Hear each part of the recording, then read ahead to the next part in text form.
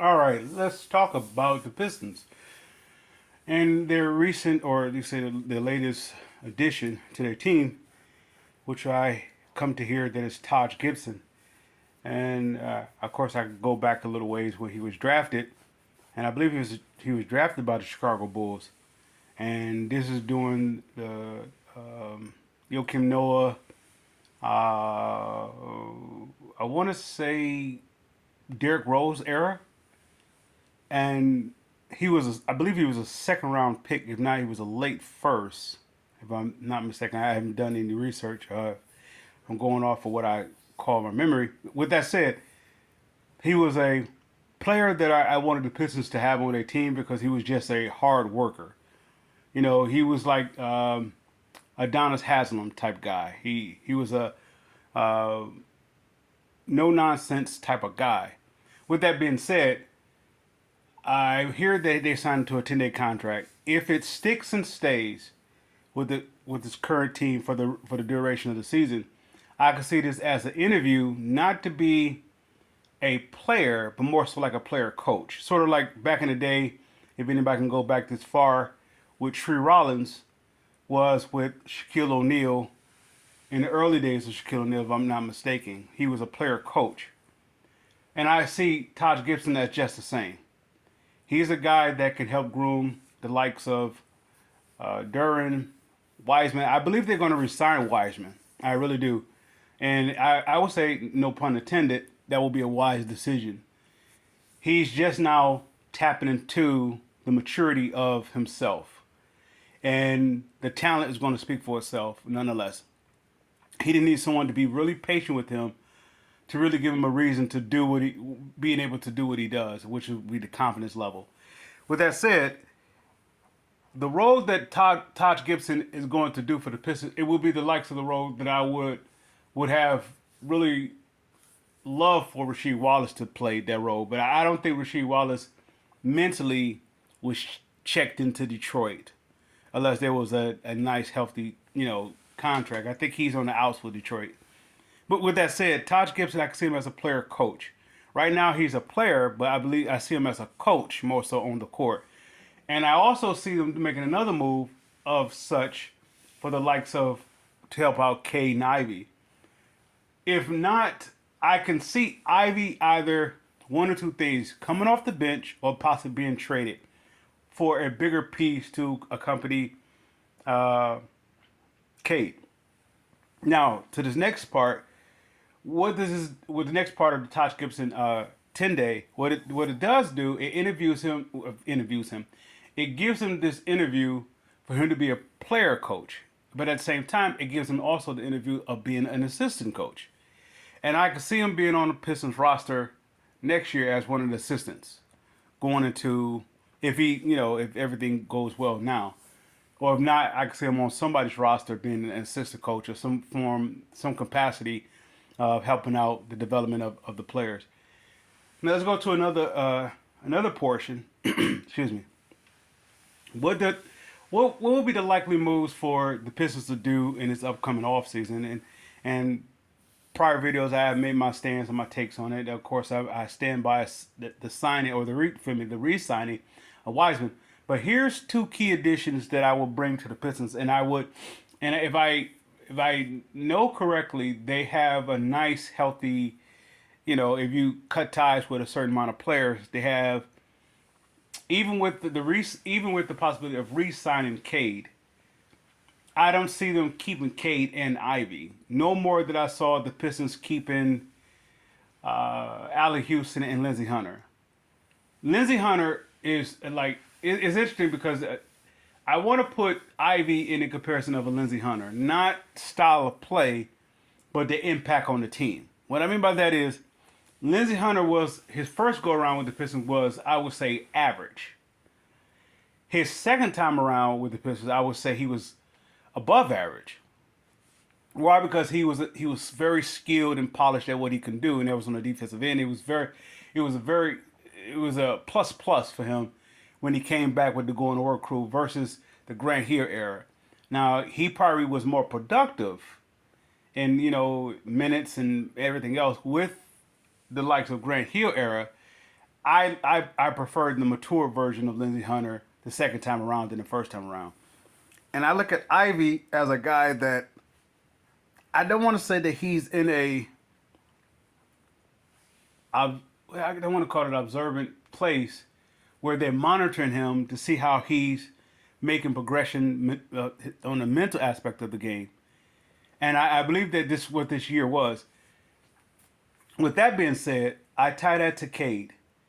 If Cade was healthy, let's say the likes of, let's say for the last past 2 years, if he was healthy, right, I would say that what they're going through now, they would be at the place where the likes of, let's say Toronto, Orlando, maybe possibly OKC. But due to the fact that they had to wait for Cade to arrive, this is the very reason why I'm so against Cade being the main focus of the guy, because I don't think I don't think he's handling the star role as I would like to, to be the building block of. Is he put me in the mind of a Chauncey Billups to a Ben Wallace? Could you build a team around Chauncey Billups? What happened to him when he was with Boston? They gave up on him, right? He was a good player, yet I don't know, he was, could you say, quote unquote, Tim Duncan? Where you could build off of him. Now, if you put him next to a Ben Wallace, you could build off of that. You could build off of Ben Wallace because he's just that strong. Not technically physically, but mentally he's just that strong. I don't look at Cade as that. I think he's learning how to be strong. If you're going to make the team build this team off of it, I don't know. It's tough because I want to go in a different direction with building this team. I want to go to the likes of maybe Duran and Stewart. That mental toughness versus Cade. I say this from day one. Cade is going to be the one who has to make the biggest adjustment from the time off or his actual approaching towards Detroit itself. He's going to his whole everything from his play from the physicality of physical growth, which he did improve. He gained more muscle and so forth. That had to improve. He had to do an overhaul on himself. His approach towards Detroit, his approach towards his team, his approach towards his players, his approach towards himself, his approach towards his opponents, his approach towards his coach is a constant revolving door with Cade since he's been here with the Pistons. It's constant, and nothing has ever been stable with him. So he's the one that I said that he has to make the biggest adjustment of all, because through the course of all the, I don't know, I want to say renovation that has been taking place since before Troy Weaver was here, he's the one that has been making the biggest transition through it all. It hasn't been 1 year of K's career that something hasn't been changed. Whether it's roster, whether it's a new backcourt mate, a guy who plays, who I don't want to say does the same thing, but who's ball dominant. If it's not that, it's a coach. If it's not a coach, it's the general manager. If not a general manager, it's this, it's that. If it's not this, he's taking out. They're taking out 8 players for new 8 players. It's always something dealing with K. And on top of that, you had the COVID. Then you had the injury. You had the setbacks. And it's always something with him. With that being said, I can no longer pin him as the guy that you build off of. Not saying that all of that is he's responsible for. I'm saying that if you don't get him someone who is equal to him or a little bit, let's say a step higher than him, I'm going to say that it is best that you trade him. So with that being said, let's go to this next segment. What would I do in this offseason? You guys heard my stance about re-signing Wiseman, because I believe that he's not to break out. He's going to become more dependable because I believe he's maturing to the point of where he has someone to patiently work with him, which is why I believe the Taj Gibson hire is great. And I say hire versus being a signing because I consider him as more so of a coach than more so of a player at this point of his career. excuse me, with that said, I have two guys that I believe Taj Gibson will help develop the front court mentality going forward if they were to go after these guys. One guy is Pascal Siakam.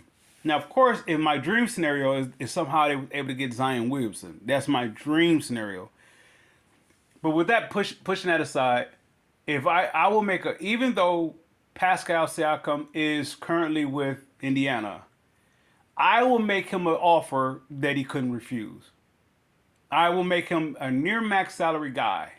I don't believe I don't believe Indiana would do so. With that being said, of course they have the right to match and all that other stuff, and they have the bird rights, and they have the upper hand in this. But I will go after Pascal Siakam, and with addition to that, I will go after Miles Bridges, or I will go after two players from Indiana. I want to say Jalen Smith and Pascal, or I will go after Pascal and the likes of Miles Bridges. I wouldn't go after Miles. I wouldn't go after Tobias Harris. I don't believe he's a good fit. He put me in the self same mind of a Taj Gibson type guy. I believe he will want star money to come back here. Near max money to come back here, and I don't see him as that guy because I see this team potentially moving forward without him. So I wouldn't sign Tobias Harris, but I will go after Miles Bridges and I will go after Pascal Siakam, along with Jalen Duren. Of course, eventually going to resign Duren and so forth. Now that gives you options, nonetheless. Why am I not so much worried about the backcourt, or let's say the wing position? Is because that's like a dime a dozen. I mean, if you handle where I believe that the Pistons are softest at the most is at the front court. Nothing is stable. Even if the backcourt is, they're still figuring it out with the likes of K. Ivey. It's a thing, but nonetheless, I still see it. The wing position is like a luxury in this current day. You can find a wing. You can find somebody that want to hoist up like 20 something shots. You can find it anywhere, but can you find somebody who can defend? And so forth. So that's my little take on that, with the likes of Taj Gibson and some upcoming key additions going to this off season. And I see the Pistons. I want to say the Pistons Lions. I was about to say that, but I will say this, and I'll conclude with this. The Pistons and the Lions are at a interesting place. What the Lions is, the Pistons will take advantage of. Where the Pistons is, it's all too familiar with what the Lions have done. What I mean by that, what the Lions is, they potentially can be a contender. However, I believe that the Lions, where they currently stand right now, they suit the Fords just well. They have enough to reel in the fans. They have done enough to reel in the fans. You have that spice up, or that pinch of expectation, where you can continue to lure, where at the same time you don't have to spend no more money. And not for them to win, you're going to ask them to be overachievers. And there's no way they can win with the current state of this team. Even buying Band-Aid type players, or those 1 year rental type players, it won't work. Yet it does put the Lions organization where if the Pistons was there, they'd capitalize. We saw it twice. When the Pistons was in contention for a title, they made two key moves, and it got them the title. Mark Aguirre and the likes of Rasheed Wallace. They made two key additions, and it got them their title.